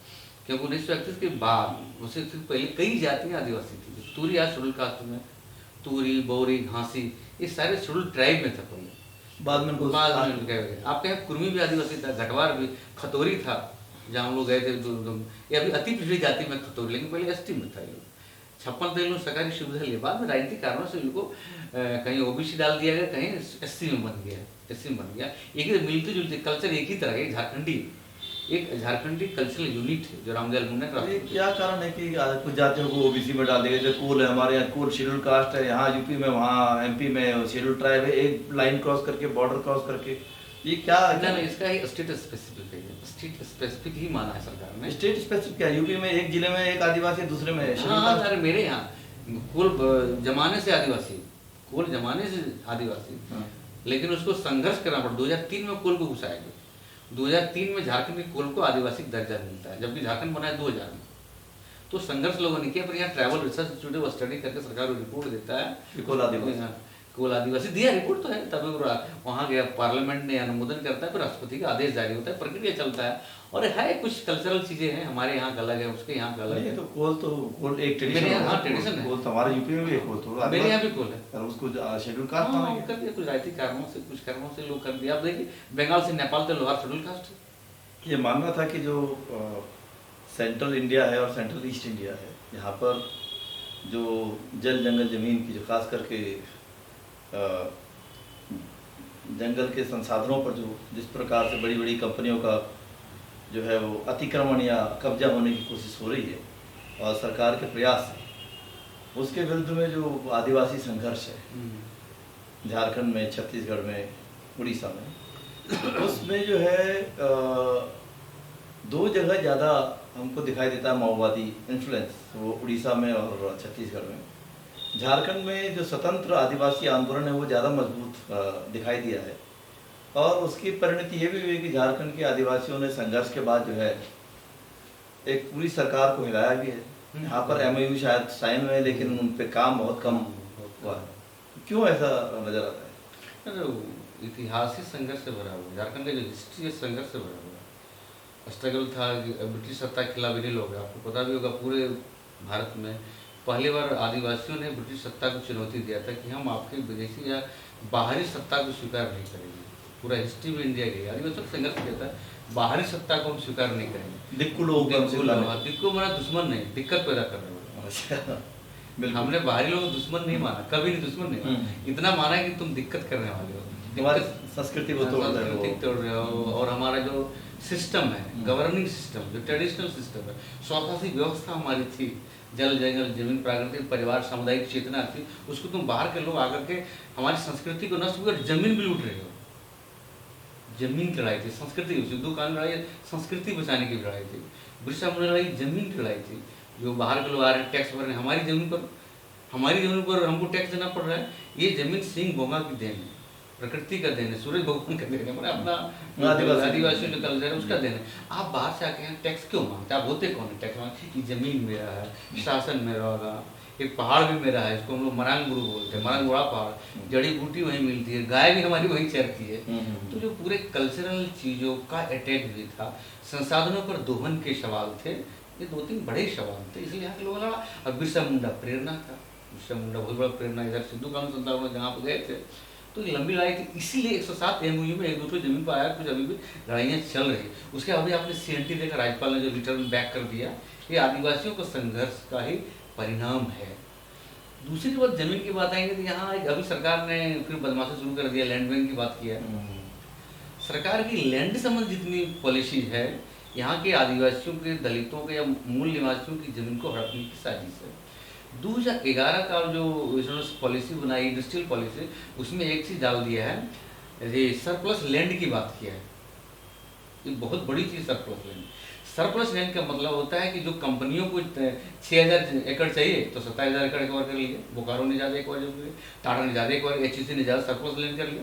अभी 2 जगह हमारे यहाँ झारखंड में सरप्लस लैंड है। एक सरकार के पास जमीन काफ़ी सरप्लस लैंड है, पशुपालन डिपार्टमेंट के पास भेड़ पालन के नाम पर चतरा में, गोरिया कर्मा पास कई जगह भेड़ पालन के नाम पर जमीनें ज़्यादा हैं, लेकिन यहाँ पर भूमिहीन भी तो लोग होंगे, काफ़ी लैंडलेस हैं, आदिवासी कम है।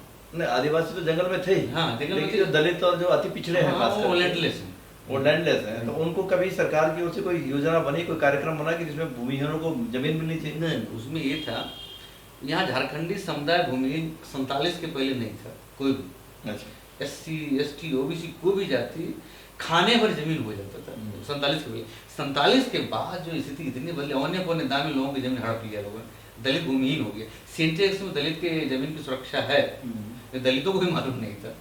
और पहला केस आया जो मई 96 में तेतली सिंह वर्सेस मथुरा सिंह वर्सेस तेतली डोम का, डाल्टनगंज का मामला आया, ये झारखंड हाईकोर्ट, अभी झारखंड हाईकोर्ट, उसमें रांची बेंच था, पटना हाईकोर्ट का बेंच, उसमें बड़ा ऐसा माइलस्टोन जजमेंट दिया था एक मथुरा सिंह वर्सेस तेतली डोम का। क्या जजमेंट? जजमेंट ये था कि तेतली डोम, आप दलित कह सकते हैं, मथुरा सिंह ने 14 साल तक जमीन लड़ाई लड़ा, और 78 के बाद का मामला था, 82 से, और 78 में ही ये लागू हुआ था 9 शेड्यूल का मामला, 9वीं में। तो ये 82 का मामला था, 9 शेड्यूल का मामला आ गया तो ले भी नहीं सकता था, इसलिए तेतली डोम के पक्ष में फैसला किया था।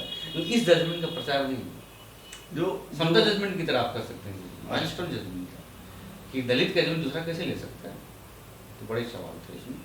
जो झारखंड के अंदर जो मतलब क्या कभी सामंतशाही रही है या नहीं? झारखंड के सामंत अदर स्टेट से अलग सामंत था।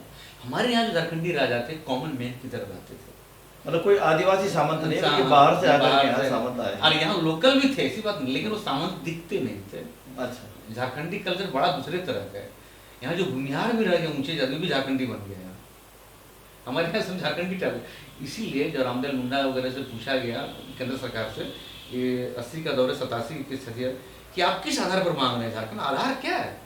इन लोगों ने 40 पेज की रिपोर्ट दिया था सरकार को, बूटा सिंह को, उसमें बूटा सिंह वगैरह थे, कि नहीं एक कल्चरल यूनिट है, बिहार से नहीं मिलता, बिहारी कल्चर अलग है, वहाँ का चमार, यहाँ का कहार हमारी भूमिहार को ठग सकता है। हाँ, ठग सकता है, कल्चरल चीज़ें बिहारी ज़्यादा यहाँ। और हम लोग का बिहार को उपनिवेश हम लोग बसे हुए हैं, अभी सचिवालय भरा हुआ, बिहार यूपी के लोग भरे हुए, जहाँ लोग भरे, हाँ, जो भी लोग भरे हुए, टाटा में 90% बाहर के लोग भरे हुए, टाटा में 90% लोग बाहर भरे हुए हैं। हाँ, तो वैसे भी अगर झारखंड में अगर आप सचिवालय या कोई भी सरकारी नौकरियों का अगर सर्वे करें तो कितना % आदिवासी है? बहुत कम है। अभी टीचर की बहाली में मैं बता दूं 70% ज़्यादा बाहर का टीचर है। क्यों बहाली हो? उन लोग मार्क्स बहुत ज़्यादा ले आता है चोरी डकैती करके, जहाँ था बिहार बदनाम है, बहुत ज़्यादा नंबर है, 80% नंबर। हमारे यहाँ तो चोरी होती नहीं। पर आरक्षण की व्यवस्था के आदिवासी दलित वगैरह नहीं? नहीं, आरक्षण की व्यवस्था है, ठीक से लागू नहीं होता। वहाँ के पिछड़े जाति लोग यहाँ सर्टिफिकेट, फॉल्स सर्टिफिकेट बना ले पिछड़े लोग ना। अच्छा, हाँ, फॉल्स सर्टिफिकेट, यहाँ पर रहने वाला, यहाँ पर रहने वाला। नेतरहाट में जो एडमिशन हो रहा है बिहार के लोगों का, कोचिंग संस्थान चलाने वालों ने ठिका ले रखा है बिहार के, लेके एकदम सिरवातो आर्मी रोड, कहाँ रोड का एड्रेस बताया कि सर्टिफिकेट बनवा लिए, रेसिडेंशियल सर्टिफिकेट बनवा लिए। मतलब झारखंड बनने के बाद जो है, जो आदिवासी अस्मिता की बात थी, उसका कितना लाभ आदिवासियों को मिला? लाभ नहीं मिला, भूगोल मिला झारखंड। अच्छा, भूगोल मिला। भूगोल मिल गया, हम इसकी लड़ाई कर रहे थे। बृहद झारखंड की मांग कर रहे थे, उसमें हमारा उड़ीसा था और हमारा एक बंगाल असम का था, कुछ बिहार से लेकर झारखंड के था, बिल्कुल तीन चार स्टेट था, कुछ हिस्सा मिलकर बृहद झारखंड की बात कर रहे थे। वो झारसुगुड़ा से लेकर झारग्राम तक, झारसुगुड़ा जो उड़ीसा में से झारग्राम बंगाल तक हमारा था, हम बृहद झारखंड। लेकिन आपको मिला नहीं, आपको मिला मतलब ट्रंकेटेड जिसे बोलना चाहिए, हाँ, बिल्कुल वो तोड़ के छोटा सा जो है मिल गया। और यहाँ के जो लीडर हुए तो हमें लगता है कि एक इच्छा शक्ति, तो विल पावर नहीं हो पाया, संघर्ष उन्होंने किया, निर्माण का जो आइडियोलॉजी था वो नहीं बन पाया। तो क्या ये चीज़ होती है कि कई बार हम लोग आंदोलन तो ज़्यादा करते हैं, आंदोलन अस्मिताओं के होते हैं, लेकिन जब गवर्नेंस की बात आती है तो वहाँ पर खुश हो जाते हैं ना, खुश हो जाते हैं, नहीं कुछ। शिबू शर्मा मुख्यमंत्री रहे, बाबूलाल मांडी रहे, अर्जुन मुंडा रहे, पहली बार गैर आदिवासी एक बनाया, अदरवाइज तो आदिवासी मुख्यमंत्री थे। एक्चुअली यहाँ नौकरशाही हावी से चलता उलता नहीं अधिकारी। शिक्षा मंत्री बार बार बयान आता है नीरज यादव की, अधिकारी मेरा सुनता नहीं, विभाग क्या कर रहा है मुझे पता नहीं। ये बात मंत्रियों के आते हैं। जैसे दिल्ली में क्या ये नहीं होना चाहिए कि जो आदिवासी क्षेत्र है उसकी ब्यूरोक्रेसी भी जो है, उसकी जो सेवा शर्तें, सेवा अधिकारी हैं, उनका भी तौर तरीका वही होना चाहिए। अब अधिकारी तो पूरा ब्राह्मणिकल बाबू है, दिल्ली में टाई पैंट लगा के आता है, तो वो तो इन आदिवासी नेताओं को समझेगा नहीं समझता। 5वीं अनुसूचित क्षेत्र है, मैं बता दूं पूरा जो झारखंड है, आधा झारखंड 5th शेड्यूल के अंतर्गत है। ग्राम सभा को पावर है, उस क्षेत्र का जो बॉस होगा, डीसी होगा, उस क्षेत्र लोकल भाषा जानना पड़ेगा। अच्छा, ये सब रूल लिखा हुआ है, लेकिन कोई नहीं फॉलो होता है। प्रत्येक साल राष्ट्रपति रिपोर्ट में गवर्नर को रिपोर्ट देना है, किसी गवर्नर रिपोर्ट आज तक नहीं दिया। और जो शेड्यूल 5th शेड्यूल है 5वीं अनुसूची, उसका कस्टोडियन गवर्नर होता है। संसद में गवर्नर को पता होता है तो बात ये दिक्कत है ना, कस्टोडियन गवर्नर होता है, उसको पावर है, रूल रेगुलेशन, शिक्षा दीक्षा, रोड परिवहन सब कुछ व्यवस्था, फिर शेड्यूल में शिक्षा बिजली पानी सब कुछ देखना है। आप तो मतलब पत्रकारिता भी करते हैं, एक कॉलम भी लिखते हैं, आप हमको ये बताइए कि झारखंड में जो है अभी तक आदिवासी का क्षेत्र है ज़्यादा, और यहाँ पर कुछ दलित पिछड़े भी हैं, मीडिया में जो है दलित पिछड़े आदिवासियों की क्या भूमिका है? आप तो शायद मेरे को लगता है कि अकेले ही कॉलम लिख रहे हैं, तो और कितने आपकी तरह होंगे? जो लगता है कि 2-4 लोग और हैं आपकी तरह पिछड़ी जाति के, कितने कॉलमिस्ट होंगे आप? नहीं, बहुत कम है, नहीं के बारे में आप देखिए, जो अखबार है, नाम नहीं लूंगा, ये सब यूपी वाला अखबार, यूपी वाले बहुत भर हैं, सारे अखबार में यूपी बिहार के लोग हैं। कुछ लोकल लोग अभी लिया जा रहा है, कुछ लोकल थोड़ा दिखाने के लिए, थोड़ा दिखाने के लिए, आईवास करने के लिए, अदरवाइज सब भारतीय लोग हैं और दिल से झारखंड के सपोर्टर नहीं। अच्छा, दिल को सपोर्ट करते नहीं, ब्यूरोक्रेसी उसके कब्जे में, नौकरशाही यहाँ राज कर रहा है, नौकरशाही सेक्रेटरी वही बनता है, मंत्री तो आप बन सकते हैं, सीएम ही बन सकते हैं, लेकिन वो जो सिस्टम है ब्यूरोक्रेसी गवर्निंग है, सब पूरा ब्यूरोक्रेट चलाता है यहाँ, ब्यूरोक्रेट चलता है। शिक्षा की व्यवस्था देखिए, पानी बिजली बहुत अच्छी स्थिति यहाँ नहीं लग रहा था। पहला बजट झारखंड का बनता है, सरप्लस बजट हमारा रहता है, सरप्लस हमारा पैसा आरबीआई में रहता है। दूसरा बजट आ जाए हम कर्जे में फंस जाते हैं, 40% मिडिल रिसोर्सेज हम देते हैं देश को, ये बड़ी बात है। 40% आदिवासी किसी को कुछ नहीं मिलता है। टीएसपी के पैसे डाइवर्ट होते हैं, एससी शेड्यूल कास्ट के पैसे, ट्राइबल सब प्लान के पैसे डाइवर्ट होते हैं। आदिवासियों के पैसे से टाटा और रांची का रोड बनता है, आदिवासी दलितों के पैसे एयरपोर्ट का विकास हो रहा है, आदिवासी दलितों के पैसे से पुलिस का बिल्डिंग, पुलिस की गाड़ियां खरीदे, जजों के बिल्डिंग बन रहे हैं। आदिवासी दलित नेता बोलता ही नहीं, और उसके लिए अपना कुछ है नहीं, कुछ स्कूल कॉलेज कुछ बढ़िया नहीं, कुछ नहीं। आदिवासी दलितों के पैसे करोड़ों रुपए डाइवर्ट हो रहे हैं, आदिवासी दलित नेता को पता नहीं। 9 MLA रिजर्व करके, नवरत्न है दलित समाज के, कुछ बोलते नहीं है। 9 सीट रिजर्व है, 28 सीट है आदिवासियों के, 28 9 37, 2-4 लेके लोग सरकार बना सकते हैं। 81 MLA हमारे यहाँ, 37 तो रिजर्व है हमारा, 28 और 9, 28 आदिवासी के लिए, 9 दलितों के लिए रिजर्व है, 28 9 37 है, 41 ही चाहिए, चारों खरीद लीजिए 5 को। 18 जनरल सीट से आदिवासी नहीं लड़ता, एक तो था वो मर गया, मेरे यहाँ गांडे से जनरल सीट से साल का। इसका मतलब है कि जो नॉन रिजर्व सीटें वो ज्यादा है ना, इसका मतलब क्षेत्रों में ज्यादा सीट रिजर्व होनी चाहिए। देखिए वो भी 37 हो गया टोटल SC ST मिला करके, दलित के 9 है। अरे ये दलित के भी सवाल उठाते नहीं, आदिवासी सवाल उठते हैं विधानसभा में, हंगामा होता है, धरना देते हैं, बाहर बैठ जाते हैं। शेड्यूल कास्ट के जितने लोग कभी शेड्यूल कास्ट की बात उठाते ही नहीं। ओबीसी का क्या स्थिति है यहाँ पर? ओबीसी तो गंभीर स्थिति है, गंभीर स्थिति मतलब गंभीर मतलब है कि जो कुर्मी है, कुर्मी एक सेकंड आदिवासी लड़ रहा है कि मुझे आदिवासी करो। अच्छा, हाँ लड़ रहा है, क्योंकि कुर्मी 31 से पहले आदिवासी था। अच्छा, और रीजनल में भी लिखा है perhaps this Kurmi are Hinduise branch of Santhals. अच्छा, ओके। था भी ऐसी बात नहीं है, सुअर अभी सुअर पालते हैं लोग, रायपुर में तो वैसा नहीं है। कि आपका कुर्मी तो छतरी बोलता है। बिहार जो के आप आपके यहाँ जो लोहार हैं, जो कुम्हार हैं, उन जातियों में क्या हाल है? नहीं नहीं जातियों तो बस स्थिति वही है जो दलित आदिवासियों की स्थिति। आपने तो बहुत काम किया, मतलब पूरे दलित आंदोलन के लिए काम किया, और आपने चुनाव भी लड़ा। हाँ चुनाव लड़ा। तो चुनाव लड़ने में आपका उद्देश्य क्या था, हारे क्यों आप? चलो चुनाव तो कोई एक ही जीतेगा ना, कैंडिडेट 15-20 तो कैंडिडेट कोई जीतेगा, एक ही जीतेगा। आप क्यों नहीं जीते? हम क्यों जीतेंगे? वहाँ पार्टी और पैसा थे न, मेरी कोई पार्टी थी न मेरे पास पैसे थे। ये आपके पास लोग तो थे, बिरादरी तो थी। बिरादरी काम नहीं करता, वो सब पैसे मिल जाते हैं, दारू मुर्गा पैसा, वो वोट कैसे सब बदल जाता है। वोट कैसे देखता है आपके पास ताकत कितना है, क्या पावर है आपके पास। पहले देखता है आर्थिक शक्ति है, पैसा है कि नहीं खर्च करने लायक, फिर देखता है बड़ा पार्टी है कि नहीं। लोगों की मानसिकता चुनाव कैसे सब लोग बदल जाता है। तो जब हम इतना बात करते हैं, मतलब हम पूरा आंदोलन करते हैं, हम बोलते हैं कि हमारी जातीय अस्मिता है, वो सब कुछ हम बोलते हैं, और जब चुनाव का टाइम होता है अस्मिता सब बदल जाता है। चिड़िया चुनती है दानों को, हम चुनते ना दानों को। यही हाल है, हम सही लोगों को चुन नहीं पाते, और सही लोग यदि आते हैं तो लोग वोट भी नहीं देता है। लोग आकलन कर लेते हैं आपके पास कितने पैसे हैं, कौन सी पॉलिटिकल पार्टी है। सब लोगों के दिमाग में क्या सामंतशाही है घुसी हुई कि मतलब जो बड़ा होगा, जिसके पास 2-4 गाड़ियां होंगी, हाँ, ये 2-4 बंदूकधारी साथ में चलेंगे, तो वही हमारा नेता बढ़िया होगा। या जो लाल बत्ती लेके आ रहा है, जिसके 2-4 गार्ड सिक्योरिटी के आगे पीछे लगे हों। एक मानसिकता बनी हुई है, मानसिक फितरत है कि हम जो बड़े हैं उसको ज़्यादा पूछेगा, सलाम करेगा, नीचे सलाम करेगा, नीचे सलाम नहीं करेगा, उधर चाटेगा इधर काटेगा। जो रामदेव विश्वबंधु हैं, अगर वो बिना गाड़ी के चलते हैं, तो नहीं पैदल चलते हैं, ईमानदारी से रहते हैं, तो समाज उस ईमानदारी को नहीं पूछने को तैयार नहीं कहेगा, रिकॉग्नाइज नहीं करता। दूसरी बात है कि सोसाइटी सामाजिक कार्यकर्ताओं को आज तक रिकॉग्नाइज नहीं किया। सोसाइटी रिकॉग्नाइज करता है, आप इंजीनियर हैं, आप डॉक्टर हैं, आप वकील हैं, प्रोफेसर हैं, किरानी भी हैं, कोई कहीं है, पियून है कि नहीं, वो भी देखता है। पेंशन पूछता है, 20,000 पियून को भी मिलता है। पूरा जो एक प्रकार से जो बदनाम करने का जो साधारण कार्यकर्ता जो बेचारा 2-3 हजार 5,000 रुपए में काम कर रहा है, वो बदनाम ज्यादा होता है, काम उसका बेचारा बदनाम नहीं मिलती, उसको पैसा उतना नहीं मिलता जितना बदनाम हो जाता है।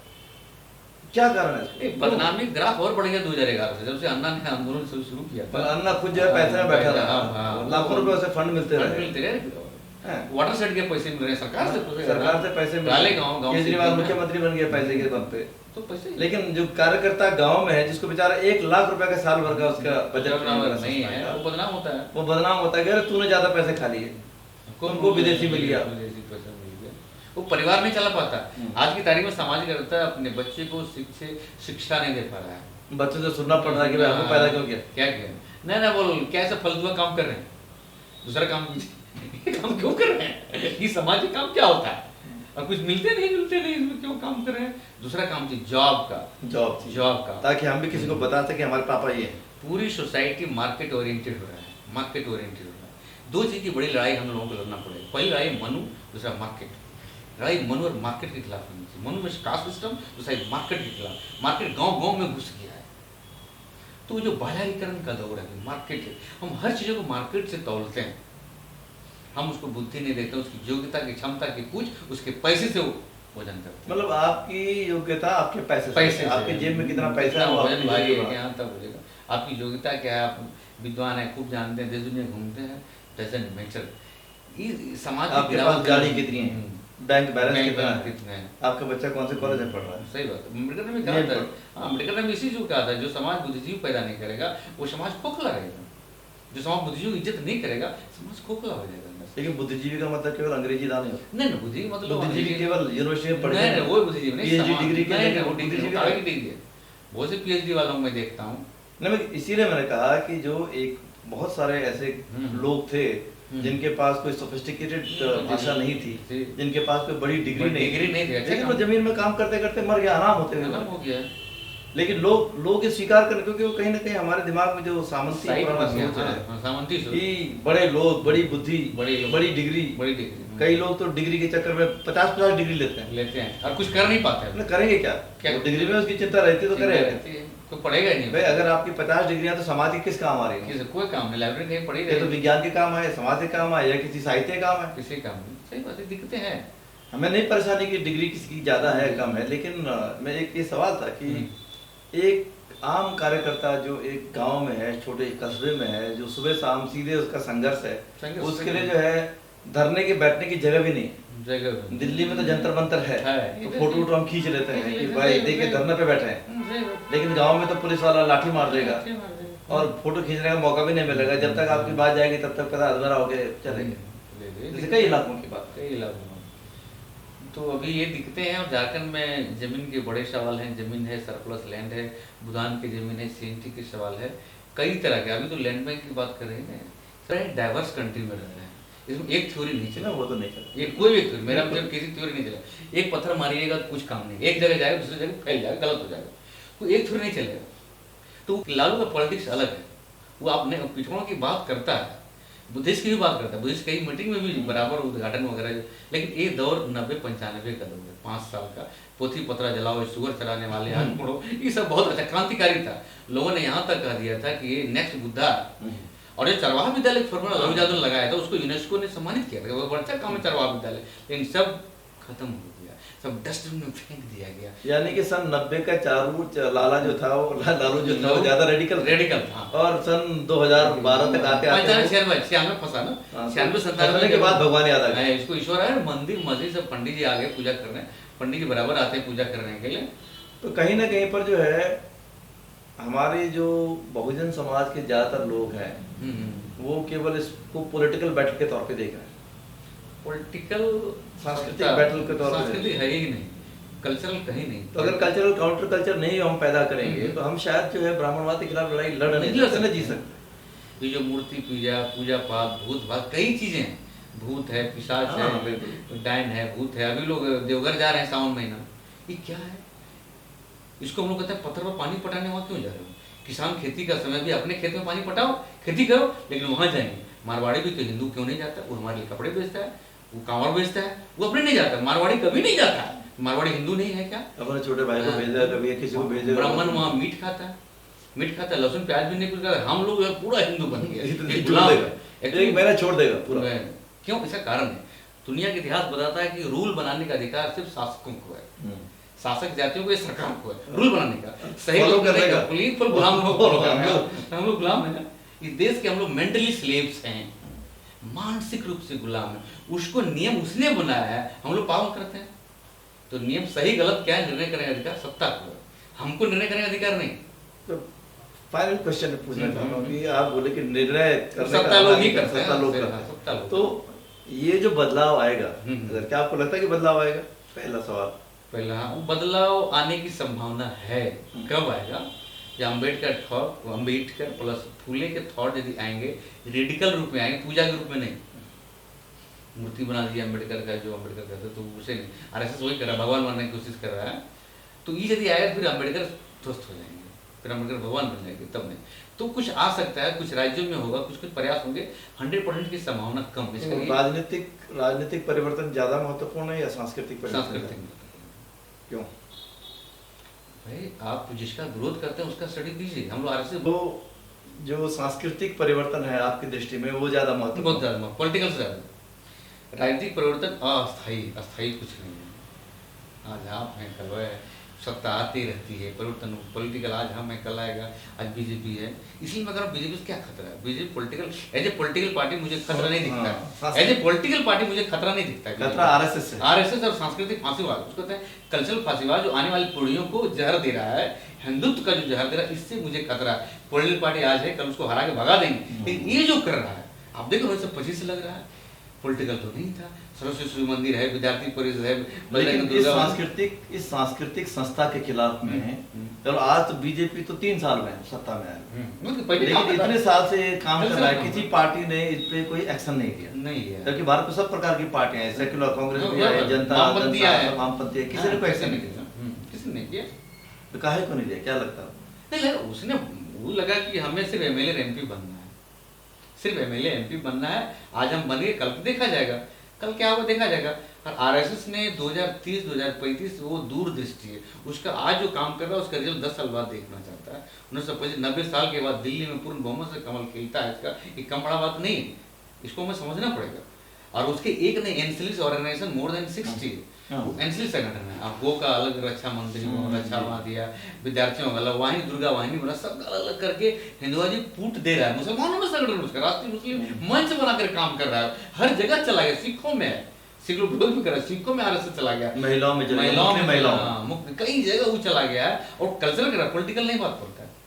वहाँ उस संगठन में बीजेपी के खिलाफ बोलेगा बुरा नहीं मानता, वो जानता है पॉलिटिकल है। हम कल जड़ को मजबूत कर रहा है, और जड़ को वही नहीं मजबूत, हम लोग मजबूत कर रहे हैं। पूजा पाठ कर्मकांड जितने हैं हम लोग मजबूत सभी लोग कर रहे हैं, हर जगह सारे कर्मकांड में जा रहे हैं, सारे कर्मकांड पर टिका हुआ है। और उसमें पैसे हमारा पैसा है, मंदिर में जा रहा है। तो रामदेव विश्वबंधु जी की ये बात सबसे महत्वपूर्ण है कि आज की जो हमारी लड़ाई है वो सांस्कृतिक है, और जब तक हम एक वैकल्पिक संस्कृति को पैदा नहीं करेंगे, ब्राह्मणवाद या मनोवाद के खिलाफ हमारी कोई भी लड़ाई पूरी नहीं होगी। क्योंकि राजनीतिक लड़ाई आज जीतेंगे कल हारेंगे, लेकिन सांस्कृतिक जो जहर हमारे देश के अंदर इस प्रभुत्ववाद की राजनीति के जरिए, प्रभुत्ववाद की संस्कृति के जरिए हो रहा है, उसके लिए विकल्प के तौर पे डॉक्टर अंबेडकर ने बहुत कुछ दिया है। और ज्योतिबा फुले और डॉक्टर अंबेडकर के सिद्धांतों पर अगर हम चलें और उनकी सांस्कृतिक विकल्प को अपनाएं, तो शायद आने वाली पीढ़ियों को हम एक स्वतंत्र और मुक्त भारत का सपना साकार कर सकते हैं। बहुत बहुत धन्यवाद।